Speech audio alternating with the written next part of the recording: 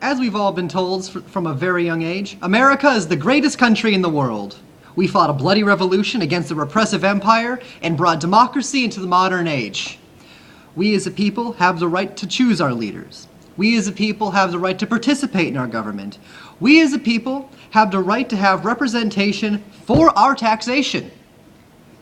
And, as many youth today have realized, we have the right to ignore the whole process and watch American Idol instead, which, according to Fox TV, receives more votes per year than we do for President of the United States. Now, today's government is riddled with gerrymandering and lobbying and hot-headed filibustering. According to the Washington Post, today's Congress is the least productive Congress in American history. To emphasize this point, this is a chart showing how many bills each Congress has passed since 1947. This last one right here with the arrow is today's Congress, adding up to under 200 bills passed, including the Affordable Care Act. Our country is also severely in debt. At the time of speaking, we are over $5 trillion in debt and rising. This is also happening at a time when we have the lowest tax rate in American history. We are now importing more goods than we could ever export, and we are conducting a foreign war in the Middle East. And speaking of this war in the Middle East, over 70% of Americans are opposed to this war, and even more are confused why we're there. Now, this may seem confusing, but of all the people in Congress, the majority of them will be re-elected and put back into office, even though over 80% of the country does not think that they are doing a good job.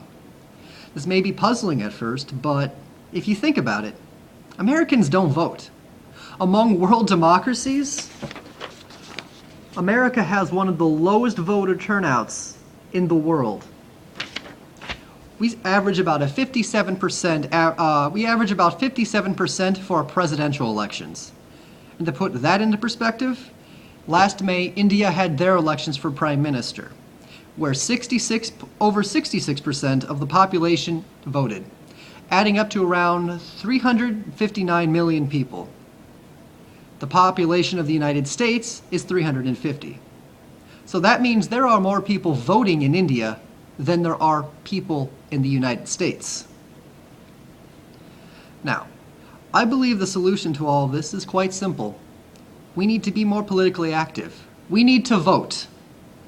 Now, we don't even need to become political analysts to do this. I issue a challenge to everyone today. We pick one issue that we hold near and dear to our hearts, and we vote on it. It doesn't matter what it is. It doesn't matter how economic it is. It doesn't matter how political it is, how religious, how personal, as long as we vote on it. If you think that we should invest more in education, vote for the candidates who want to invest in education. If you think we should have more road work, you should elect the candidates who want to work on infrastructure. If you want to continue this war in the Middle East, vote for the people who want to continue war in the Middle East. If you want NASA to have more funding for its space program, vote for the people who want NASA, and on and on and on.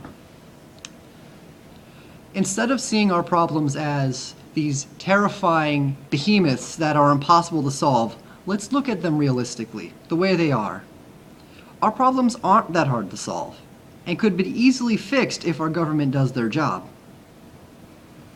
And you may be asking, what could this world look like where we all decide to vote, where everyone takes a process? Well, think of it like this. We don't just have a one-party system or a two-party system, or even a three. If everyone votes on the issues that they hold important to them, we could have up to a five-party system, six-party system. Variety is the spice of life, and our political system could reflect that. We could be a country free of debt, free of war. We could again be leading the world in technology, in science, and education. We could become the beacon that we once were to humanity. So, in conclusion, I believe that we all need to get out there and vote next election. We shouldn't just do it for our country. We shouldn't just do it for ourselves. We shouldn't even do it just for our friends and family. We should do it for us. Because the people that we put in charge, The people who we elect and what they do directly affects us, me and you. Not only us, but the quality of our lives. I think that's something worth voting for. Remember, there is no U.S. without us. Thank you.